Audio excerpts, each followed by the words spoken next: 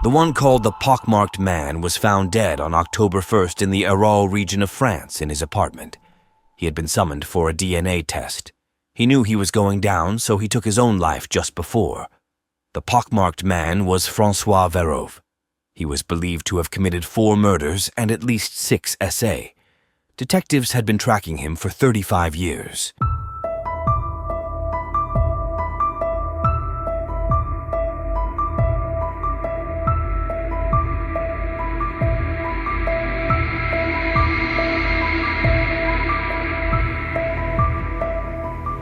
The story begins in 1986, the era of old-school policing.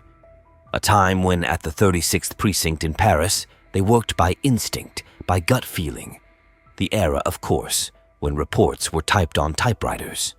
Forensic science already existed. They had fingerprints, composite sketches, and a whole bunch of labs capable of analyzing a lot of things, but not yet DNA, nor the computing power that would revolutionize the profession in a few years. On May 5, 1986, the caretaker of a building in the 19th district of Paris called the police station. They had just found a dead girl in the basement of the building. The local cops show up on the scene, and shortly after, a team of the 36th Precinct arrives. It's Commissioner Pasqualini and his group have just been assigned to this case. They find the body of an 11-year-old girl hidden under a carpet. She had been strangled and stabbed. The poor girl's hands were tied. Her name is Cécile Bloch. The cops start by going to see her parents. They explain that they were worried because Cécile Bloch was absent from school this morning, and they started searching for her by thoroughly searching the residence, even down to the basement. And then Cécile's older brother, named Luc, brings up a very interesting testimony. He said that when he left this morning, he encountered a man he didn't know in the elevator, someone he had never seen before in the building. And the thing that struck him was that the man was going to floor -2, which is the basement. The brother describes a guy in his 30s, tall, wearing jeans and sneakers, not very clean. He had what looked like pimples on his face, as if he had a lot of acne. That's why, because of his pockmarked skin, they eventually call him the Pockmarked Man. It's not just the brother who saw this strange man with his pockmarked skin. Other residents of the building saw him too, and thanks to them, the cops create a composite sketch. That evening, the sketch is on TV Francois, and the next day in all the newspapers. But it doesn't lead to anything.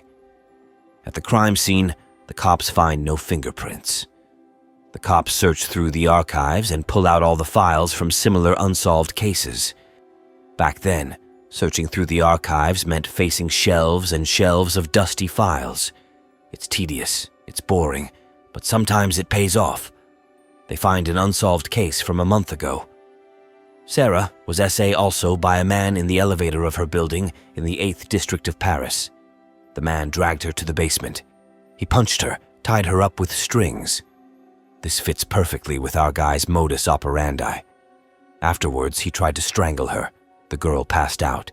That's when he SA her. Fortunately, Sarah survived. She's obviously very traumatized. But the cops from the 36th Precinct immediately go to her to show the composite sketch of Cécile Bloch's assailant. Sarah quickly recognizes him. This means, firstly, that the sketch is probably very accurate.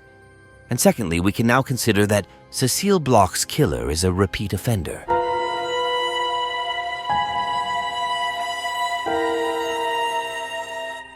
In the process, the police interrogate dozens of men, either because they resemble the sketch to some extent, or because they have a suspicious demeanor, or because they have SA girls in recent months. Each time they organize lineups with the witnesses from Cécile's residence, but none of them resemble the man from the elevator. So these suspects are all released. A little over a year after the murder of Cécile, in October 1987, in the 14th district of Paris, Marianne, a 14-year-old high school student returning home, doesn't notice a man slipping in behind her as she opens the door to her building. She sees his face in the elevator. The guy pulls out quickly a police card and says he has a few questions for her. claims to be investigating a drug trafficking case.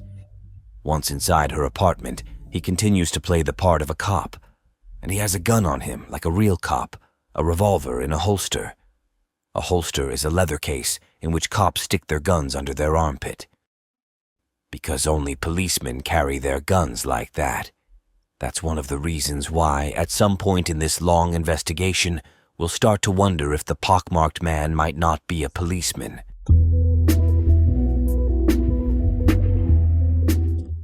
Back to the story. The man essays her, then he steals a few things from her room and run away. In the aftermath, the cops show to Marianne the composite sketch of the pockmarked man. And yes, she recognizes him right away, but without the acne marks on his face. Darn, so maybe it's not the same guy. Or maybe he doesn't have a pockmarked skin as described. In any case, we'll have to wait to make progress on that because apparently the pockmarked man took a break. A break that lasts for 7 years. I say apparently because truly he continued, but the cops didn't know that. They didn't make the connection.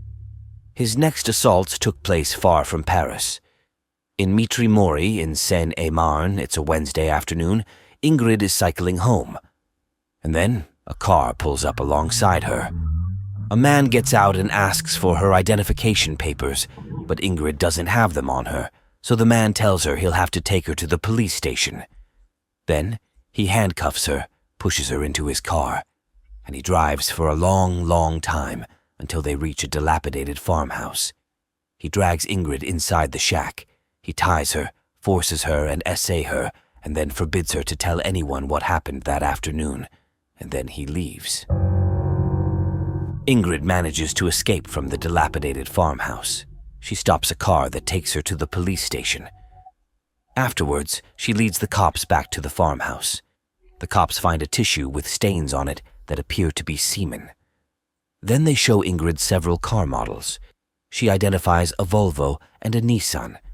She says it was a white car, and the first digit of his license plate was an 8. And there was a small white plush toy hanging from the rearview mirror. She then gives a description of the man. Average height, short, black hair unshaven.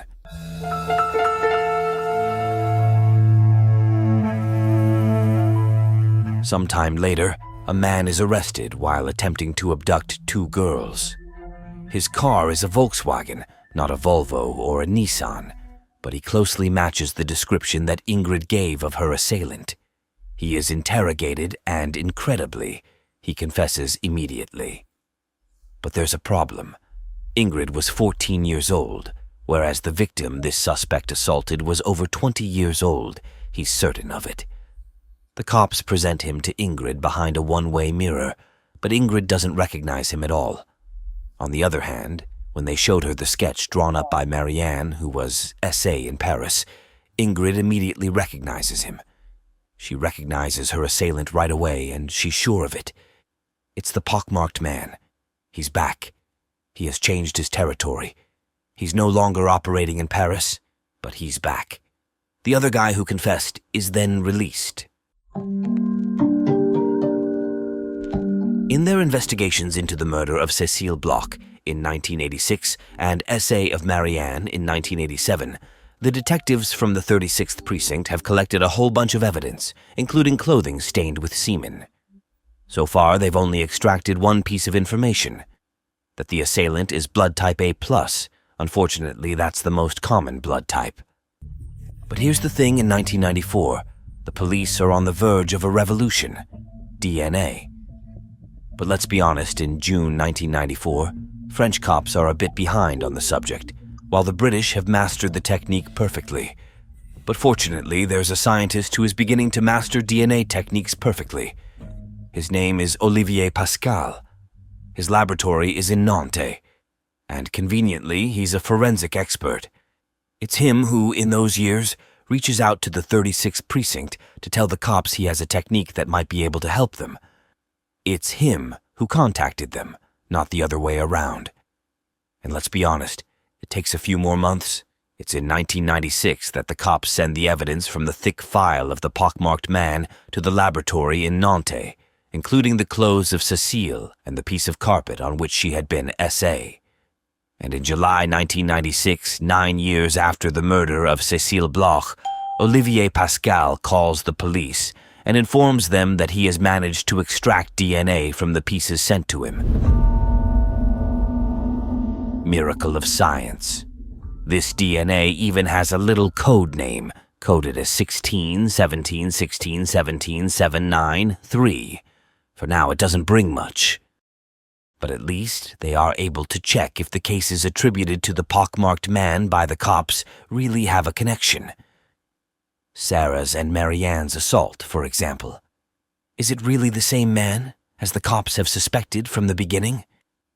They sent all evidences to the lab in Nantes, and no, they were not mistaken. It's the same DNA, and it's also the same as the one who essayed Ingrid in Seine-et-Marne. What a breakthrough in this case. Genetics has just made a leap in this investigation. But still, hats off to the cops from the 36th Precinct who, without DNA, just thanks to their legendary intuition, were not mistaken.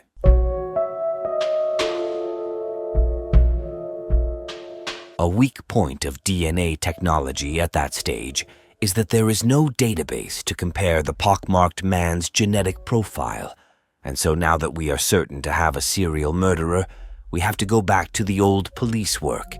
And that's how the homicide detectives arrest a whole bunch of guys who, every time, are cleared by their DNA. And the years go by and pass even further until January 2001. The genetic expert, Olivier Pascal, calls the 36th Precinct again. He informs them that the Pockmarked Man's DNA could be involved in a double homicide committed in 1987 in the 4th District of Paris. The victims are named Irmgard Muller, 20 years old, and Gilles Politi, 38 years old. This is strange. The pockmarked has never attacked adults nor men. This is quite a discovery. Nevertheless, this double murder is absolutely horrifying. The scene takes place in April 1987. Anne-Marie, an Air France flight attendant, was on her way home. When she opens the door to her daughter's bedroom, she found Irmgard, the babysitter. She's crucified to the bunk bed.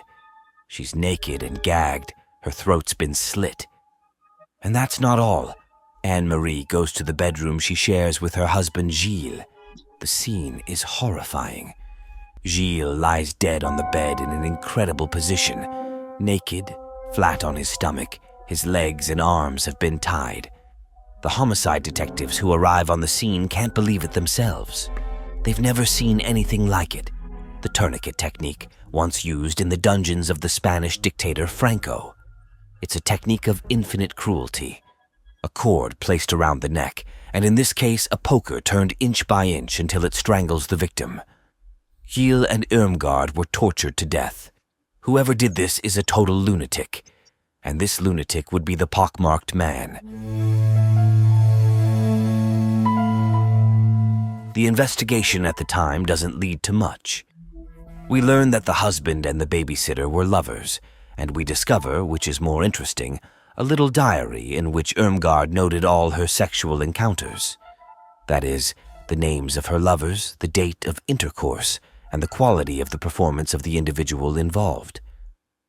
And so for months and months the homicide detectives search for these guys one by one, and they find them all except one, who in the diary goes by the name Élie Laurage, and according to what is written, had erectile dysfunction, except that there is no Élie Laurage in France. None. What if it was a nickname of the Pockmarked Man? The investigation is so baffling that at one point in 2001, the head of the 36th Precinct agreed to bring in a profiler, but she didn't bring much. And then, in 2005, Commissioner Christian Flesch, who had worked on the murder of young Cécile Bloch and had become head of the 36th Precinct, launched a massive DNA collection effort. They arrested 135 potential suspects who could fit the Pockmarked Man's profile, but none of the collected DNA matched that of the Pockmarked Man.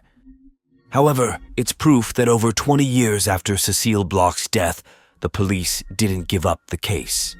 Generations of cops from the 36th precinct worked on this case. They apprehended, interrogated, and sifted through the DNA of hundreds of men, but it yielded nothing. They had nightmares about it, but they would get him one day. In 2021, cops came to the reasonable belief that the pockmarked man could possibly be a policeman, an intuition, nothing more, not a certainty. The holster he wore under his leather jacket, the police badge he flashed in front of his victims several times, not for too long so they couldn't read his name, the handcuffs he used, and a whole bunch of little details that made them think it could be someone from within the force.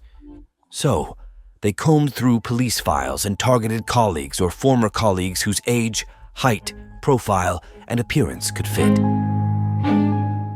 They compiled a list of 750 suspects. 35 years later, they didn't let go, and that's how in September 2021, they decided to summon a former police officer, 59-year-old François Vérove. He lived in the Hérault region of France. The judicial police in Montpellier called him and asked him to show up on Wednesday, September 29th at 4 p.m. at their offices to undergo a DNA test. François Vérove knew that if he went, he was done for, so he chickened out. 2 days later, he emptied his bank accounts and rented an apartment on Airbnb. On his house living room table, he left a letter to his wife. "My darling, I've decided to end my life because I'm wanted by the police for crimes. I acknowledge that I'm a major criminal who committed unforgivable acts until the late 90s. I hurt people. I murdered innocents. I had impulses at a time when I wasn't well in my life. After that, I got myself together, and I haven't done anything since 1997. I think about you and the families of the victims." He took his bike, went to his rental, drank an entire bottle of booze, and swallowed boxes of sleeping pills. When his wife found this letter, she raised the alarm, and they found him dead in his rental apartment. Immediately, detectives conducted a DNA test, and indeed it was him, the pockmarked man. His skin wasn't really pockmarked, but it was him. After 35 years of pursuit, the cops were just about to arrest him. What a frustration not being able to question him face to face, eye to eye. If you enjoyed our deep dives into the world of true crime, don't forget to hit the like button and subscribe.